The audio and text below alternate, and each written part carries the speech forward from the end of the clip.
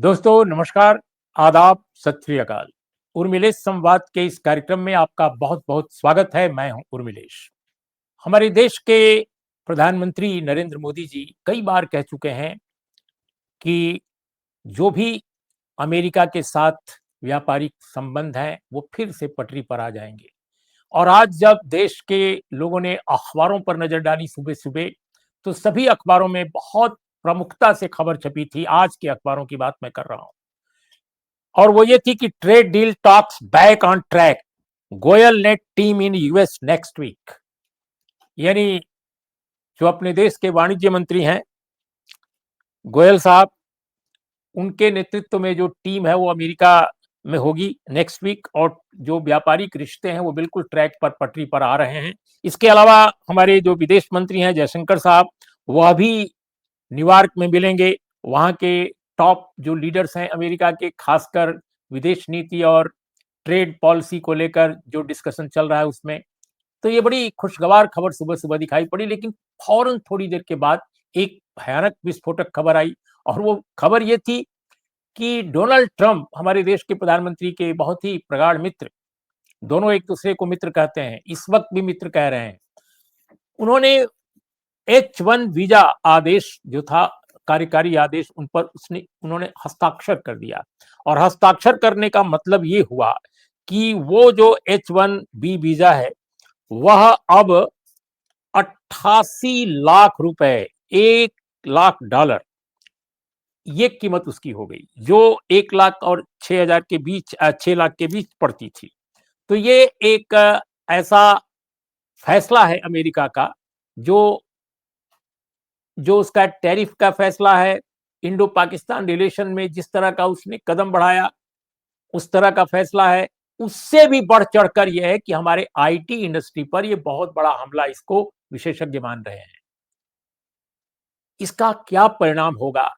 आखिर हमारी विदेश नीति को क्या ऐसा हो गया है कि मोदी जी कहते हैं बार-बार कि हमारे वो मित्र हैं, जितने ताकतवर देश हैं सभी के राष्ट्रपतियों, प्रधानमंत्रियों को अपना निजी मित्र मानते हैं। फिर भी ये क्यों ऐसा हो रहा है अनेक देशों के साथ, और अमेरिका तो उसमें प्रमुख है। हम इसी विषय पर आज बातचीत करने जा रहे हैं, और हमारे साथ देश की एक विपक्ष की सबसे बड़ी पार्टी कांग्रेस पार्टी, उसके प्रवक्ता, उसके एक वरिष्ठ नेता जो कांग्रेस वर्किंग कमेटी के भी इनवाइटी हैं, गुरदीप सिंह सपल, हम उनसे बातचीत करने जा रहे हैं। सपल साहब, आपका हमारे कार्यक्रम में बहुत-बहुत स्वागत है। नमस्कार। मैं ये आपसे सीधा सवाल कर रहा हूं अपने दर्शकों श्रोताओं के लिए, कि वो समझना चाहेंगे, हमारे जो दर्शक श्रोता हैं, कि आखिर ये क्या वजह है कि मोदी जी सभी देश के बड़े जो टॉप लीडर्स हैं उनके साथ उनके रिश्ते बहुत अच्छे माने जाते हैं, ट्रंप साहब के साथ तो बहुत ही प्रगाढ़ माने जाते हैं। फिर ये हो क्यों रहा है? क्यों ऐसा हो रहा है? आपको क्या लगता है? और मलेश जी, अगर पिछले कुछ हफ्तों के आप घटनाक्रम को देखें, तो यही लग रहा है कि ट्रंप जैसे कि मोदी के साथ खेल रहे हैं।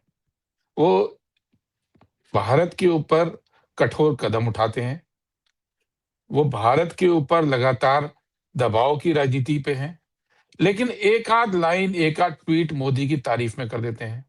और जैसे ही मोदी जी की तारीफ होती है, मोदी जी का पूरा इकोसिस्टम, सारे भक्तगण, सारी सरकार, सारा मीडिया वाह-वाही में लग जाता है। देखिए मोदी जी का ट्रंप के साथ क्या रिश्ता अच्छा हो गया। और ठीक उसी समय जैसे ही मोदी का ये ऑरा बनना शुरू होता है, वो फिर एक कदम उठा देते हैं। तो ये इसको कहते हैं जैसे चूहे-बिल्ली का खेल की तरह होता है ना, टॉम एंड जेरी का खेल। ट्रंप भारत जैसे बड़े देश के प्रधानमंत्री के साथ खेल खेल रहे हैं। और इस खेल खेलते हुए नरेंद्र मोदी भारत की हितों की रक्षा नहीं कर पा रहे हैं, क्योंकि ट्रंप ने शायद ये भांप लिया कि नरेंद्र मोदी की पूरी राजनीति, पूरी की पूरी विदेश नीति केवल और केवल अपनी छवि बनाने के लिए थी। उस छवि में ट्रंप गुब्बारा भरते हैं और फिर पिन चुभोते हैं, गुब्बारा भरते हैं, फिर पिन चुभोते हैं। और इस पूरे घटनाक्रम के अंदर केवल और केवल नुकसान भारत के लोगों का हो रहा है। अब कल जो फैसला हुआ, जिसमें कि H-1B वीज़ा, जो कि भारत के प्रोफ़ेशनल्स इस्तेमाल करते हैं, पिछले साल जितने भी यूएस गवर्नमेंट ने H-1B वीज़ा इश्यू किए, 71% वो केवल भारतीयों के लिए थे। हाँ। और आपने उसकी फीस 4,500 से बढ़ाकर लगभग 90 लाख रुपए कर दी। जब 90 लाख रुपए आप फीस कर रहे हैं, तो ये तय बात है कि आप नहीं चाहते कि भारत के प्रोफेशनल अमेरिका जाएं। और पूरे भक्तगण, पूरी उनकी इकोसिस्टम आज सुबह से ट्विटर पे ये समझाने में लगी थी कि देखिए इसमें भी भारत का भला हो जाएगा। पूरे के पूरे ये स्पिन देने की कोशिश हो रही थी कि अब तो हमारे लोगों की मजबूरी नहीं रहेगी अमेरिका जाने की। जो हमारे आईटी के प्रोफेशनल्स हैं, वो भारत में काम करेंगे। भारत में मौका आ गया है। भारत में अब आईटी इंडस्ट्री फलेगी-फूलेगी। वो ये भूल रहे हैं कि एक तरफ अगर इतना ही अच्छा कदम था, तो मोदी पिछले कुछ समय से H-1B वीजा के शर्तों को और आसान बनाने के लिए क्यों लगे थे? क्या नरेंद्र मोदी भारत की इंडस्ट्री के खिलाफ काम कर रहे थे? क्या नरेंद्र मोदी भारत के प्रधानमंत्री होते हुए ये नहीं चाह रहे थे कि भारत में इंडस्ट्री मजबूत हो आईटी की और वो सबको अमेरिका की तरफ ढकेलने के लिए उसको आसान बना रहे थे? ऐसा तो नहीं है। ये नहीं हो सकता कि चित भी मेरी और पट भी मेरी। समस्या क्या हो गई है कि नरेंद्र मोदी के कार्यकाल के अंदर पूरी की पूरी डिप्लोमेसी, पूरी-पूरी विदेश नीति, सबका केवल और केवल एक मकसद रह गया है कि किसी तरह से प्रधानमंत्री की छवि एक सुपरमैन की दिखाई जाए।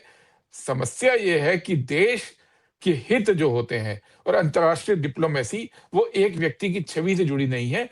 वो ठोस राष्ट्रीय हितों पर, जिसको कहते हैं बिना लाग लपेट के स्टैंड लेने से होती है, जो नरेंद्र मोदी के टाइम पे भारत सरकार, भारत की विदेश नीति भूल चुके हैं। जी। बिल्कुल आपने सही फरमाया। मुझे याद आ रहा है कि 24 जून 2023 को प्रधानमंत्री मोदी ने भाषण में कहा था, और वहाँ पर तमाम लोग बैठे थे जो अमेरिका में काम करते हैं, कि H-1B वीज़ा रिन्यू कराने के लिए अब आपको अमेरिका से बाहर नहीं जाना पड़ेगा। अमेरिका में यहीं रहते हुए आपका ये वीज़ा रिन्यू हो जाएगा। इसके लिए पायलट प्रोजेक्ट जो है शुरू हो गया है। This was the statement given by Narendra Modi ji on 24 June 2023। अब सवाल यह है कि पायलट प्रोजेक्ट अगर शुरू था तो ये बीच में, आपको क्या लगता है कि इस बीच में क्या ऐसी स्थिति आ गई कि रिश्ते इतने खराब हो गए? कहने के लिए ऊपर से दोस्ती है, लेकिन रिश्ते तो आप देख रहे हैं कि टैरिफ से लेकर के इंडो पाकिस्तान के बारे में, जो दोनों देशों के बारे में जो अप्रोच अमेरिका की थी, उसमें गुणात्मक बदलाव आया है। इतना बड़ा बदलाव आया है कि वो पाकिस्तान की तरफ पूरी गलबहियां अमेरिका कर रहा है और इंडिया को नजरअंदाज कर रहा है। जबकि इंडिया न केवल बहुत बड़ा मार्केट है, बल्कि दुनिया का एक बहुत बड़ा देश भी है। उसके पास प्रोफेशनल्स आईटी में बहुत हैं, उसके पास और भी बहुत सारे पोटेंशियल्स हैं अलग अलग क्षेत्रों में। तो ये जो नजरअंदाज किया जाना, और साथ में अब ये वीजा का, आपको क्या लगता है कि इससे जो प्रोफेशनल्स हमारे हैं और जो हमारी अपनी आईटी इंडस्ट्री है, क्या इस पर और दबाव पड़ेगा? उर्मिलेश जी, हमारी आईटी इंडस्ट्री मजबूत है। अभी इसी महीने जो ग्लोबल आईटी रैंकिंग इश्यू हुई कि 10 टॉप जो शहर हैं, बंगलोर पूरी दुनिया में आईटी में छठे नंबर पर है और वहां पे कांग्रेस की सरकार है, बीजेपी की नहीं है। हैदराबाद पूरी दुनिया के टॉप शहरों में आता है और वहां भारतीय जनता पार्टी ने कभी राज नहीं किया है। तो इसके लिए मोदी की जरूरत नहीं है। अगर मोदी सरकार की नीतियों के हिसाब से अगर आईटी इंडस्ट्री मजबूत होनी होती, तो आज वो मध्य प्रदेश में बहुत मजबूत हो गई होती, जहाँ वो लगातार राज कर रहे हैं। आज वो छत्तीसगढ़ में बहुत मजबूत हो गई होती, जहाँ वो लगातार राज कर रहे हैं। आज वो उत्तर प्रदेश में बहुत मजबूत हो गई होती, जहाँ वो लगातार राज कर रहे हैं। इनकी बातों से आईटी इंडस्ट्री मजबूत नहीं होने वाली है। ना ही अमेरिका द्वारा धकियाई जाने के बाद भारत की जो आज स्थिति इन्होंने कर दी है, उसके बाद खुद ब खुद आईटी इंडस्ट्री मजबूत हो जाएगी। आईटी इंडस्ट्री ज्ञान पर टिकी है। आईटी इंडस्ट्री इकोसिस्टम पे टिकी है। आईटी इंडस्ट्री उस शहर के अंदर कितना शांति का माहौल है उस पे टिकी है। आईटी इंडस्ट्री उस इंफ्रास्ट्रक्चर पर टिकी है जो उस शहर के अंदर है। जब आप देश के अंदर नफरत का माहौल बनाते रहेंगे, जब आप देश के उत्तर भारत में खास तौर पर इंफ्रास्ट्रक्चर आपका बहुत कमजोर है, जहां पे आप पढ़ाई में साइंस और मिथ का भेद खत्म कर रहे हैं, जहां आने वाले बच्चों को आप साइंस के नाम पे माइथोलॉजी पढ़ाने जा रहे हैं, वहां पे आप सोचते हैं कि फ्यूचर में आईटी इंडस्ट्री मजबूत हो जाएगी। वो तो साउथ इंडिया के कुछ राज्य हैं जिन्होंने लगातार शिक्षा पर, इंफ्रास्ट्रक्चर पर खर्च किया, वो आज भारत का झंडा बुलंद कर रहे हैं।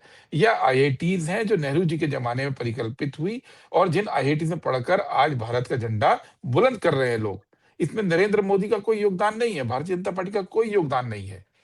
समस्या क्या हो गई है कि 11 साल हो गए राज करते हुए। 11 साल में अभी भी दिखाने के लिए केवल और केवल जुमले हैं और जुमलों की हकीकत को ट्रंप पहचान गए। अमेरिका आज महाशक्ति नहीं बना उर्वरेश जी।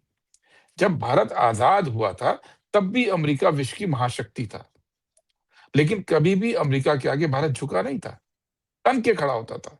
चाहे नेहरू के ज़माने में रहा हो, चाहे इंदिरा जी के ज़माने में रहा हो, चाहे राजीव गांधी जी के ज़माने में रहा हो, चाहे डॉक्टर मनमोहन सिंह के ज़माने में रहा हो, भारत कभी झुका नहीं। ये पहली बार हुआ कि ट्रंप हथकड़ियों में डालकर, बेड़ियां में डालकर आपके इल्लीगल इमिग्रेंट्स को यहां भेजता है और यहां की सरकार चू नहीं कर पाती है। दूसरे देशों के भी इल्लीगल इमिग्रेंट को वापस भेजा गया, लेकिन वहां पे हथकड़ियां और बेड़ियां नहीं डाली गई थी, मीडिया को फोटो रिलीज नहीं की थी।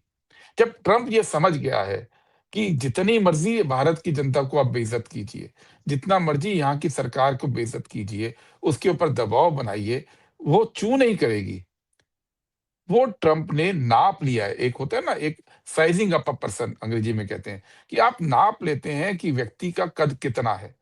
और इसीलिए ट्रंप, भारत पाकिस्तान का जब ऑपरेशन सिंदूर युद्ध हो रहा था, तो बेसिक डिप्लोमेसी की कदर ना करते हुए पहले ही सीज फायर अनाउंस कर दिया और 50 बार उसको रगड़-रगड़ कर मोदी जी को सुना रहे हैं कि मैंने सीज फायर कराया।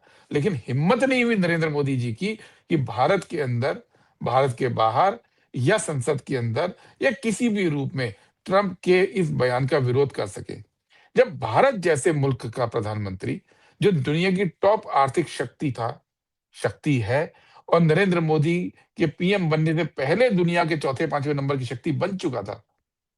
भारत जैसा देश जिसके पास दुनिया की दूसरी सबसे बड़ी आर्मी है, भारत जैसा देश जो दुनिया के केवल 5 या 6 न्यूक्लियर मुल्कों के अंदर है, जो दुनिया के केवल 5 या 6 मिसाइल मुल्कों में माना जाता है, जो दुनिया की टॉप न्यूक्लियर आईटी टेक्नोलॉजी का देश है, जो अपने आप में अपने उत्पादन को लेकर, खाने को लेकर, अनाज को लेकर, सब्जियों को लेकर, दूध को लेकर आत्मनिर्भर है। ऐसे देश के प्रधानमंत्री की हिम्मत नहीं होगी ट्रंप को जवाब देने की, तो ये ट्रंप ने समझ लिया है और वो बार-बार एक तरह से अब याद दिला रहे हैं मोदी जी को कि मैं तुम्हें ये मानता हूं। वही ट्रंप जब चाइना रशिया से तेल खरीदता है यूक्रेन वॉर के दौरान, उसके ऊपर ये कदम नहीं उठाता है 50% टैरिफ का, लेकिन भारत खरीदता है तो उस पे टैरिफ लगाता है और महीने से ऊपर होने वाला है टैरिफ लगे हुए। रास्ता नहीं निकला है। इंडस्ट्री त्राही-त्राही कर रही है, जो एक्सपोर्ट इंडस्ट्री जुड़ी है, लेकिन भारत सरकार के पास आज भी कोई जवाब नहीं है। और अब स्थिति ये H-1B वीज़ा के बाद बद से बदतर हो गई है। लाखों लोग, लाखों परिवार के लोग जो इस प्रक्रिया से जुड़े हैं, आज वो चिंतित हैं। और इस सरकार की बेशर्मी की हद ये है कि बजाय इसको कहने के कि एक गलत चीज़ हुई है, भारत पूरी शक्ति से अपनी डिप्लोमेटिक पूरी नॉलेज को इस्तेमाल करके इसको सुलझाएगा की बजाय आज पूरा ट्विटर भरा हुआ है कि भारत के लिए तो ये अच्छी बात हो रही है, इससे हमारी इंडस्ट्री ग्रो कर जाएगी।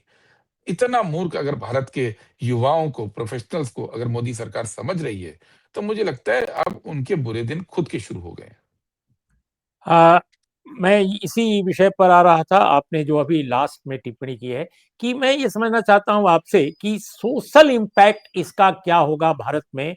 ख़ास तौर पे इसलिए मैं ये सवाल पूछ रहा हूँ कि न सिर्फ़ प्रोफ़ेशनल्स जो हमारे हैं, अमेरिका में काम करने वाले, न सिर्फ़ वो प्रभावित होंगे जो लाखों में हैं, बल्कि जो वहाँ पर सोशल साइंस में जा रहे हैं लड़के पढ़ाई करने अच्छी यूनिवर्सिटीज़ में, पीएचडी करने, एमए करने, वे सब प्रभावित इससे होने जा रहे हैं। और ये लड़के बाय द वे सभी मिडिल क्लास या अपर मिडिल क्लास या एलीट तबका जो भारत का है, उन उन परिवारों से हैं। इसमें एक बड़ा हिस्सा ऐसा है जो अपर मिडिल क्लास या I mean Hindu upper caste कह लीजिए, उसमें उसमें लोग जो है मोदी जी के भक्त माने जाते हैं या समर्थक माने जाते हैं या उनकी पार्टी के। आपको क्या लगता है H1B का ये जो आदेश जारी किया है, कार्यकारी आदेश डोनाल्ड ट्रंप ने, इसका असर क्या बीजेपी के मोदी जी का जो सोशल पॉलिटिकल बेस है, वहां भी क्या कोई खलबलाहट आपको लगता है कि होगी? उर्मिलेश जी, वो जो सोशल बेस है, वो तो पिछले कुछ समय से दरकने लगा है। अगर आप विदेशों में आप देखें, तो जो जिस तरह की भावना पहले थी नरेंद्र मोदी जी के प्रति, आज वो नज़र नहीं आ रही है। क्योंकि वे तमाम लोग जिसकी सफलता को नरेंद्र मोदी भारत की सफलता बताते आए और ठीक बताते आए कि हमारे लोग सीईओज़ बन गए, हमारे लोग बिज़नेस में आगे पहुँच गए, हमारे लोग चार्टर्ड अकाउंटेंट्स हैं, हमारे लोग अलग-अलग इंडस्ट्री में छाए हुए हैं, डॉक्टर्स हैं। ये तमाम लोग जिन्होंने अपनी छाप छोड़ी है, खास तौर पे यूएस के अंदर और यूरोप के अंदर, वो उन सबकी पढ़ाई नरेंद्र मोदी के प्राइम मिनिस्टर बनने से पहले भारत में हुई है। वो लोग प्री मोदी इरा के हैं। वो जो शिक्षा व्यवस्था, जो जो डेवलपमेंट भारत के अंदर नरेंद्र मोदी के पहले हुआ था, उसका फ़ायदा उठा के उन लोगों ने दुनिया पे राज करना शुरू किया था प्रोफ़ेशनल एरियाज़ के अंदर। 11 साल के अंदर उस पूरी जो ताकत भारत की तैयार हुई थी, इसको हम सॉफ्ट पावर कहते हैं। सॉफ्ट पावर, भारत ने लगभग 60-65 साल की अपनी शिक्षा नीति, अपनी जो पूरी की पूरी आर्थिक नीति वक्त-वक्त पे जो डेवलप की, उसके चलते वो क्लास तैयार हुई थी। इसमें मोदी जी का कोई लेना नहीं। मोदी जी जब फल पक गया था, पेड़ लग गया, पेड़ की देख-रेख हो गई, उसपे फल लग गया, फल पक गया, तो उस फल को अपना क्लेम करने के लिए खड़े हो गए थे। अब 11 साल के बाद, वो जो देख-रेख उस पेड़ की होनी थी, वो जो मोदी जी को करनी थी, वो उन्होंने नहीं की। आज वो क्लास ठगा हुआ महसूस कर रहे हैं। आज उस क्लास के आगे अपना भविष्य अंधकारमय है और वो क्लास अमेरिका के अंदर पढ़ने जाता था, इसलिए क्योंकि उसके अपने सपने थे, वो सपने निजी भी थे और वो सपने हमारे देश के सपनों से भी जुड़ते थे, कि भारत के लोग कहाँ-कहाँ पहुँचकर अपनी छाप छोड़ रहे हैं। इसमें गर्व महसूस लोगों को भारत में भी होता था। आज उन पे खतरा मंडरा रहा है और खतरा इसलिए मंडरा रहा है कि नरेंद्र मोदी की सरकार के पास ट्रंप प्रशासन को लेके कोई जवाब नहीं है। नरेंद्र मोदी की सरकार ट्रंप के एक ट्वीट से खुश हो जाती है, लेकिन ट्रंप के किसी भी हरकत से इतना परेशान नहीं होती कि स्टैंड लेके बोलना पड़े। आज वो लोग की अपनी जो भविष्य है, वो खतरे पे है और एक समस्या है जो आरएसएस के लोगों की है, उर्मिलेश जी। आरएसएस के लोगों का ये मानना है और वो दिल से इस बात को मानते हैं कि जो कुछ भी कांग्रेस के प्रधानमंत्रियों के वक्त में हुआ, चाहे नेहरू जी के समय में हुआ हो, चाहे इंदिरा जी के समय में, चाहे राजीव जी के, नरसिम्हा राव जी के, मनमोहन सिंह जी के समय में, जो भी कुछ हुआ है, वो गलत हुआ है। वो ये मानते थे कि भारत जब अमेरिका के खिलाफ स्टैंड लेके चलता था, जब भारत अमेरिका के सामने झुकता नहीं था, तो एक गलत विदेश नीति थी। ये मान के चलते थे। वो ये मान हुँ। के चलते थे कि भारत की विदेश नीति में जो रूस की तरफ एक झुकाव था और हुँ। अमेरिका के खिलाफ हम खड़े होते थे और साथ में गुटनिरपेक्ष की उस पे चलते थे और अमेरिका के साथ खिलाफ के साथ-साथ वक़्त के साथ-साथ नेगोशिएट अपनी ताकत पे करना शुरू किया। वो ये मानते थे कि ये कांग्रेस की नीतिगत असफलता है, इसलिए जैसे ही वो पावर में आए और उन्होंने कोशिश ये करनी शुरू की कि अब इस गलती को ठीक किया जाए। और ठीक करने के नाम पे वो अमेरिका के आगे नतमस्तक हो गए। इतने नतमस्तक हो गए कि अमेरिका के राष्ट्रपति के चुनाव के लिए गुजरात में, अहमदाबाद में रैली करते हैं। इतने नतमस्तक हो गए कि ह्यूस्टन में जाके अमेरिकी राष्ट्रपति के चुनाव में आप नरेंद्र मोदी वहां पे मोदी, हाउडी ट्रंप रैली करते हैं। इतना अगर आप किसी देश के सामने झुक जाएंगे, वो देश यूएसए हो या कोई हो, वो आपका जो सम्मान करना चाहिए अंतर्राष्ट्रीय जगत में, जो सम्मान मिलता है वो खड़े रहने पे मिलता है, वो अपनी ताकत दिखाने में मिलता है, वो मॉरल सम्मान मिलता है, वो सम्मान खो दिया गया है। ये हमारी विदेश नीति की सबसे बड़ी हानि मोदी के वक्त में हुई है। ये वो विदेश नीति थी जिसका इतना बढ़िया पास्ट रहा है, इतिहास रहा है आजादी के बाद कि जब भारत में सुई कहते हैं नहीं बनती थी, हम मुहावरा बोलते हैं सुई भी नहीं बनती थी। उस वक्त भारत 100 देशों का गुटनिरपेक्ष का नेता बन गया था और विदेश नीति को प्रभावित कर रहा था। जब सोवियत यूनियन टूटा, आपको याद होगा उमलेश जी, तो अमेरिका ने कई तरह के दबाव भारत के ऊपर लगाने शुरू किए। भारत को अपने क्रायोजेनिक इंजन चाहिए थे अंतर्राष्ट्रीय स्पेस प्रोग्राम के लिए। उन्होंने कहा आप इसको नहीं बनाओगे। भारत को सुपर कंप्यूटर चाहिए थे, सोवियत यूनियन का विघटन हो गया था। अमेरिका ने कहा आप नहीं बना सकते।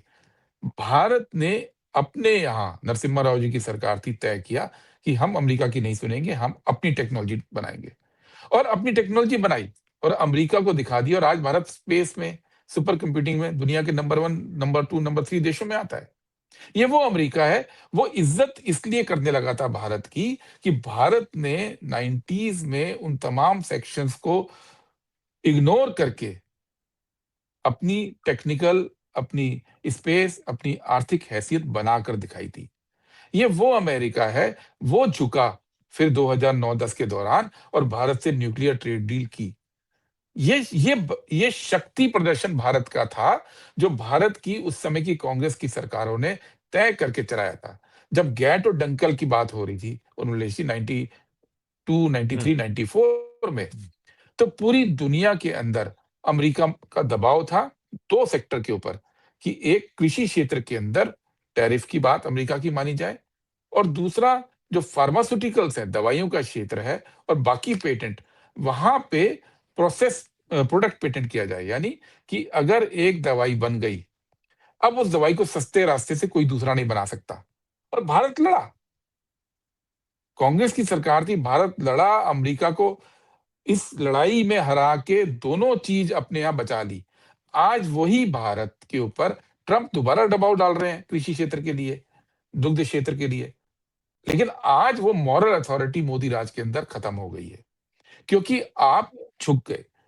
जब अमेरिका बेड़ियों में डालकर आपके यहां भेजा ट्रंप ने, वो कहते हैं टेस्टिंग द वाटर्स, उसने देख लिया कि भारत की रीढ़ की हड्डी कितनी मजबूत है। और जब उसने तय कर दिया कि मोदी सरकार की रीढ़ की हड्डी लीजी है, कि मोदी सरकार के विदेश मंत्री संसद में खड़े होकर ये जो बेड़ियों में डालकर लोग भेजे गए थे उसके बारे में झूठा बयान दे सकते हैं, केवल इसलिए कि मोदी की इमेज बरकरार रहे, उसके लिए संसद तक में अब गलत बयान दे सकते हैं। उस दिन ट्रंप के साथ भारत का जो रिश्ता है वो बराबरी का खत्म हो गया था। और अब तो जो है वो रिश्ता खत्म होने की, बराबरी का रिश्ता खत्म होने के जो ऑटोमेटिक एक कहते हैं ना निष्कर्ष है, ये वो निष्कर्ष निकलते जा रहे हैं। आज भारत के, अभी आपने शुरू में बोला कि पीयूष गोयल जा रहे हैं। पीयूष गोयल कुछ महीने पहले भी गए थे और या सुनने में आया कि उनको अपॉइंटमेंट तक नहीं मिल रहे थे। आप यहाँ पे भारत को ले आए हैं। आज भारत की विदेश नीति की हालत ये है कि पिछले कुछ साल के अंदर श्रीलंका के अंदर विद्रोह हुआ, बांग्लादेश के अंदर विद्रोह हुआ, नेपाल के अंदर विद्रोह हुआ और पाकिस्तान में जब इमरान खान हटे तो विद्रोह हुआ। आपके तमाम देशों के अंदर, उधर मालदीव में हुआ और हर बार भारत की सरकार को कानो कान खबर नहीं थी। या आपके विदेश नीति का हाल ये है, आपकी इंटेलिजेंस का हाल ये है कि आपको मालूम ही नहीं कि आपके ठीक बगल में क्या हो रहा है, और एक नहीं, तमाम मुल्कों में हो गया। तो आपने विदेश नीति को चूंकि केवल और केवल मोदी जी के लिए वाहवाही बटोरने में लगा दिया, आपने पूरी विदेश नीति को केवल और केवल इसलिए लगा दिया कि किसी तरह से एक विश्व गुरु की इमेज बनाकर देश को दिखाया जाए। वो विदेश नीति आज जिसको अपना काम करना था, फिर चाहे वो लंका में हो, चाहे वो बांग्लादेश में हो, चाहे वो यूएस में हो या किसी और देश में हो, आज वो काम वो नहीं कर पा रहे हैं, वो काम में फेल हो रहे हैं। तो ये केवल ट्रंप का सवाल नहीं है उर्मिलेश जी, हर देश के साथ अगर आप उठा के देखेंगे तो हम लगातार फेल हो रहे हैं। ना केवल ये नीतियां, जब तक यूपीए सरकार थी तब उस वक्त बहुत सारे देशों के साथ, शायद 80 देशों के साथ डबल टैक्सेशन अवॉइडेंस ट्रीटी हुई। उसके बाद 10 साल में पूछिए इनसे, 2 मुल्कों के साथ नहीं कर पाए हैं। फ्री ट्रेड एग्रीमेंट्स हुए थे, अब पूछिए क्या हो रहा है फ्री ट्रेड एग्रीमेंट्स के लिए। इनको मालूम नहीं कि किस तरह से आगे बढ़ना है, क्या अंतरराष्ट्रीय आपको तालमेल करना है, क्या फोरम बनाने हैं, और जो फोरम विरासत में मिले जैसे ब्रिक्स, उस फोरम के ऊपर आज दबाव डाल रहा है अमेरिका, और आपके अंदर हिम्मत नहीं हो रही आप खड़े होकर बोले। आपको विरासत में जो फोरम मिले हैं, आप उन फोरम तक को नहीं चला पा रहे हैं। हालत ये हो गई है कि पूरी दुनिया को, जहां ऑपरेशन सिंदूर के दौरान पहलगाम की घटना के बाद पाकिस्तान के खिलाफ खड़ा होना चाहिए था, जैसे कि वो मुंबई अटैक के टाइम पे पूरी दुनिया भारत के साथ खड़ी हुई थी, पाकिस्तान अलग थलग हो गया था, डिप्लोमेसी की बड़ी सफलता थी भारत की मनमोहन सिंह सरकार में। वही दुनिया यूएन के अंदर सिक्योरिटी काउंसिल का जो रोटेटरी चेयरमैन बनता है, उसमें पाकिस्तान को चुनते हैं। भारत युद्ध लड़ रहा है आतंकवाद के नाम पे, और पाकिस्तान को पूरी दुनिया चेयरमैन बना रही है। और पूरी दुनिया का मतलब 193 देश थे, 182 ने वोट दिया पाकिस्तान के फेवर में, केवल 3 देश ने वोट खिलाफ किया, एक भारत और कोई 2 दूसरे देश। यानी पूरी दुनिया में केवल 2 देश आपके मित्र रहे। ये आपने हालत कर दी है। पूरी दुनिया में केवल 2 देश भारत के स्टैंड को आतंकवाद पे ठीक मान रहे थे, बाकी 182 देश वो पाकिस्तान के पक्ष में वोट दे रहे हैं। ये शर्मनाक स्थिति भारतीय विदेश जो नीति है, डिप्लोमेसी है, उसकी भारत में कभी नहीं देखी गई थी। ये वो भारत है जो आजादी के बाद पूरे अफ्रीका के अंदर साम्राज्य विरोधी आंदोलन को लीड कर रहा था, सपोर्ट कर रहा था, और उन देशों को, अफ्रीका देशों को आजाद करने में नेहरू जी ने मदद की थी। इंदिरा जी के टाइम तक वो मदद चली, और आज उस देश के लोग जब भी भारत का कोई जाता है, नेहरू जी को याद करते हैं। ये वो भारत है जिसने अमेरिका की और यूरोपियन यूनियन को अलग हटाते हुए, बाइपोलर वर्ल्ड से अलग हटके नॉन अलाइनमेंट मूवमेंट शुरू कर दिया था। ये वो भारत की डिप्लोमेसी की हालत है कि पाकिस्तान आप पे आतंकवादी हमला करता है, आप उससे युद्ध लड़ते हैं, और युद्ध लड़ने के दौरान पाकिस्तान को आतंकवाद के खिलाफ सिक्योरिटी काउंसिल का चेयरमैन बना दिया जाता है, और 182 मुल्क साथ खड़े होते हैं। और जो चाइना अपनी 44 सैटेलाइट की सेवा पाकिस्तान को देता है, जो चाइना अपने हथियार पाकिस्तान को देता है टेस्टिंग के लिए ऑपरेशन सिंदूर में, जो चाइना पाकिस्तान आर्मी के साथ ऑपरेशनल इंटीग्रेशन देता है। ऑपरेशनल इंटीग्रेशन मतलब है कि पूरी जो रणनीति है उसमें चाइना शामिल था, प्लानिंग में, सूचना में, और एक्शन के लिए टेक्नोलॉजी में ऑपरेशनल इंटीग्रेशन किया था। वो चाइना आपका दुश्मन को सपोर्ट करा था, और अमेरिका ने जब आपको धकियाया, ट्रंप ने, तो आप उस चाइना की गलबैया डाल रहे हैं। और चाइना को जब धकियाता है तो आप अमेरिका की गलबैया डालते हैं, क्योंकि आपकी अपनी कुछ बचा ही नहीं। उधर से धक्का दिया तो चाइना के पास, चाइना से धक्का दिया तो अमेरिका के पास। ये आपने भारत की विदेश नीति कर दी है। ऐसा हाल तो कभी था नहीं, ये पहली बार ऐसे हो रहा है। और ये केवल और केवल इसलिए हो रहा है कि भारत की नीति भारत के हितों के लिए नहीं, नरेंद्र मोदी की छवि चमकाने के लिए विदेश नीति का इस्तेमाल हो रहा है। बहुत बहुत शुक्रिया गुरदीप सफल, आपने वक्त निकाला हमारे लिए और बहुत खुलकर बातें की तथ्यों के साथ। और दोस्तों, इसी टिप्पणी के साथ गुरदीप सफल साहब की मैं इस कार्यक्रम का आज समापन करता हूं। और ये वाकई चिंता की बात है कि हम आस पड़ोस के भी मुल्कों में देखें तो भारत की साख घट रही है, और अमेरिका का हाल यह है कि वो हमारे अगल बगल भी घेराबंदी जैसी स्थिति बन गई है।